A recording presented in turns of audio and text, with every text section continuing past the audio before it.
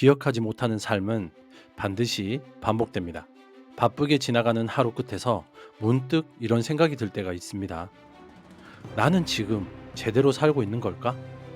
왜 나는 같은 실수를 또 하고 있을까? 삶은 변화하고 있는 것처럼 보이지만 정작 나 자신은 제자리 걸음에 머물러 있는 듯한 기분. 이유는 명확합니다. 우리는 기록하지 않기 때문이죠. 반갑습니다. 여러분의 꿈속에 들어가 함께 억지로 걷게 만드는 꿈을 걷는 자입니다. 오늘은 팀 페리스의 타이탄의 도구들 책의 핵심 인사이트와 저의 시선을 더해 기록이라는 주제를 깊이 있게 풀어나가 보려고 합니다. 많은 이들이 기록을 단순한 메모 혹은 일기 정도로 여기죠.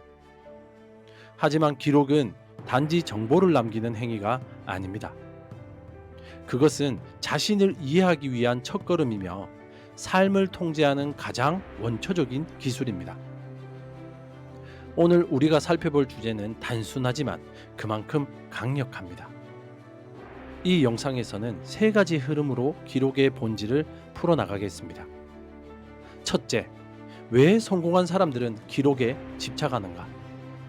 둘째, 우리는 구체적으로 무엇을 어떻게 기록해야 하는가? 셋째, 기록은 어떻게 삶을 변화시키는가? 이 세 가지 흐름을 따라가다 보면 기록은 결코 단순한 습관이 아니라 인생 전체를 뒤흔드는 근본적인 태도임을 깨닫게 될 것입니다.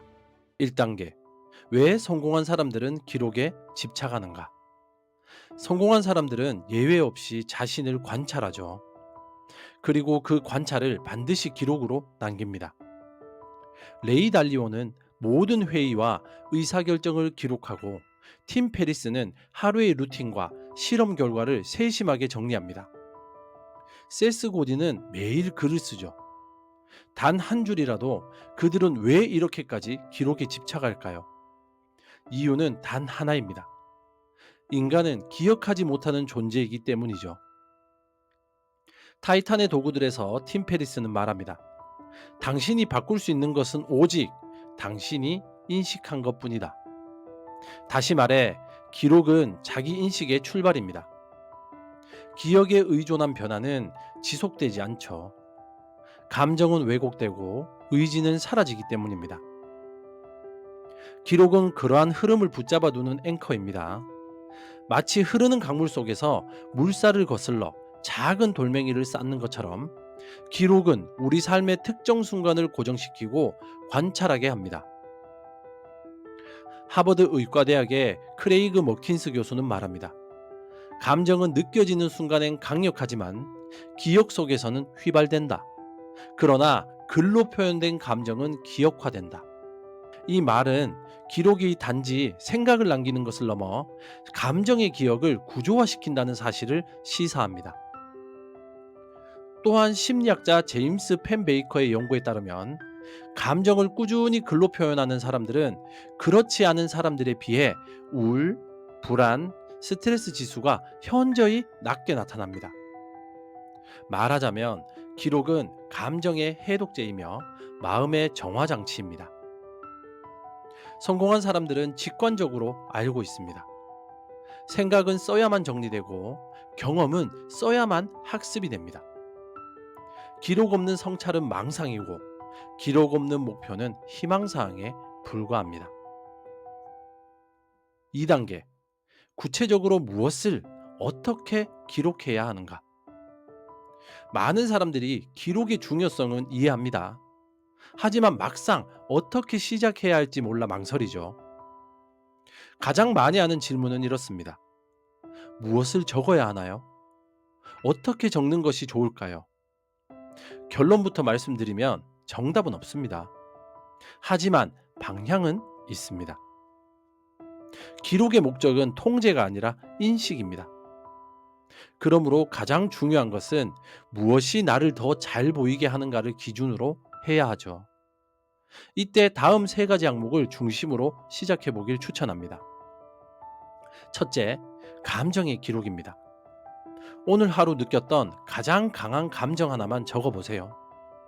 그리고 그 감정이 왜 생겼는지 그 감정 속에 어떤 생각이 숨어 있었는지 천천히 따라가 보세요. 예를 들면 회의 중 상사의 말에 갑자기 짜증이 올라왔다. 나는 그 말이 나를 무시한다고 느꼈고 그로 인해 내가 작아지는 기분이 들었다. 이런 식의 정리는 감정을 통제하는 첫걸음이죠.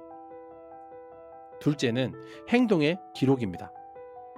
하루 동안의 루틴, 식사, 운동, 수면, 일과, 집중도 등을 간단히 숫자나 키워드로 기록하세요. 오늘 운동은 했는가? 몇 분간 집중했는가? 얼마나 피곤했는가? 이 데이터를 축적하면 나의 에너지 흐름과 리듬이 보이기 시작합니다. 팀 페리스는 본인의 수면 시간, 식단, 운동 습관, 알약 복용까지 꼼꼼히 기록하며 스스로를 실험하듯 관리합니다. 세 번째는 배움의 기록입니다. 하루에 읽은 문장 하나, 떠오른 아이디어 하나, 혹은 누군가에게 들은 조언 하나라도 좋습니다. 중요한 것은 그날 새롭게 얻은 인사이트라도 짧게 붙잡아 두는 것입니다. 오늘은 경청이 단순한 예의가 아니라 진짜 리더십이라는 걸 느꼈다. 이 한 줄이 나중에 당신의 철학이 됩니다. 기록은 완벽함보다 반복이 중요하거든요. 아름답게 쓰려 하지 마십시오. 제대로 쓰려고 애쓰지 마세요. 기록은 행위 그 자체로 가치가 있습니다. 그리고 그것이 반복될 때 변화는 이미 시작된 것이거든요. 3단계. 기록은 어떻게 삶을 변화시키는가? 기록은 삶을 구조화합니다. 지금까지 막연했던 감정들이 명확한 언어로 표현되고 흐릿했던 하루가 하나의 맥락 속에서 연결되기 시작합니다. 그 순간부터 우리는 반응하는 삶에서 설계하는 삶으로 옮겨갑니다. 기록이 쌓이면 패턴이 보이거든요. 나는 월요일 아침마다 무기력하다. 나는 중요한 사람과 대화한 다음 날 감정 소모가 크다. 나는 14일 주기로 불안이 반복된다. 이처럼 반복되는 감정과 리듬, 에너지의 움직임은 결국 나만의 사용 설명서가 됩니다. 그리고 이것이 자기 인식의 결정체거든요. 기록은 바로 이 자기 인식을 가능하게 합니다.